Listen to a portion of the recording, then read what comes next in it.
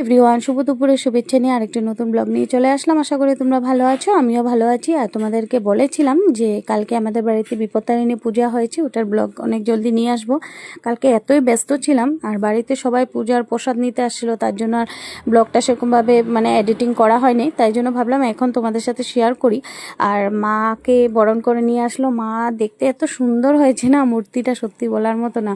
তারপর বাড়ির পুজো দিয়ে নিলাম। বাড়ির পুজোটা আগে, বাড়ির পুজো দিয়ে যাবতীয় যা যা একটা মূর্তি পুজো হলে অনেক কিছু নিয়ম থাকে। আর পণ্ডিতজি চলে আসছে টাইম মতো, এত সুন্দর পুজো করেছে। কি হয় না, পুজোটা এমন একটা জিনিস, পণ্ডিতজির প্রনাউন্সিয়েশনে, পণ্ডিতজির পূজার ভাবসাবে মনে হয় যে সত্যি যে মা পুজোটা নিয়েছে, এরকম একটা না, ভগবান পুজোটা নিয়েছে।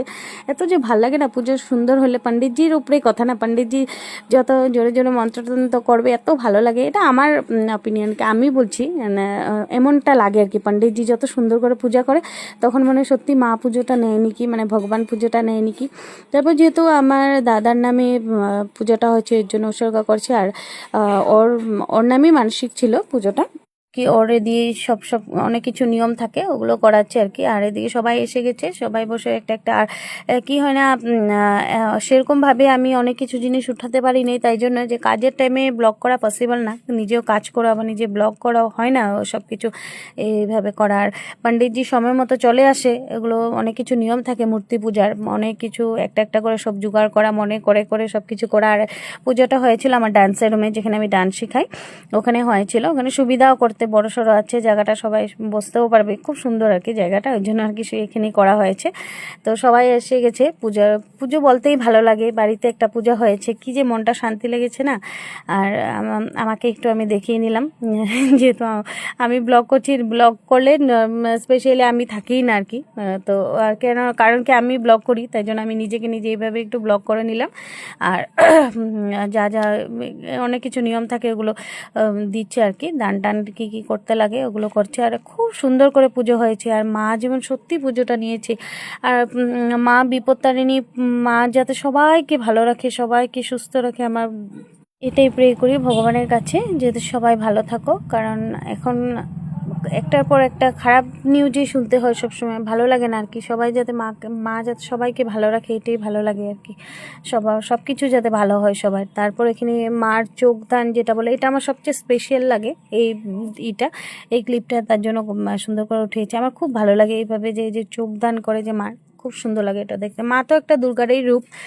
তো সবাই এসে গেছে, পুচকা পুচকি ওগুলাও বসে গেছে, ওরাও কি আমার ব্লগে উঠবে তার জন্য আর কি, ওদের এই ধান্দা, কখন প্রসাদ খাবে, কখন পূজা হবে। আর এই পণ্ডিতজি এত সুন্দর পূজা করে যে কোনো ইসে করে না আর কি, রিল কাটা যেটা বলে ওগুলো করে না, একদম যত টাইম লাগে গোটা তো 3 ঘন্টা লাগাতার পূজা করেছে, একদম ননস্টপ, যেটা বলে এত সুন্দর করে পূজা করেছে।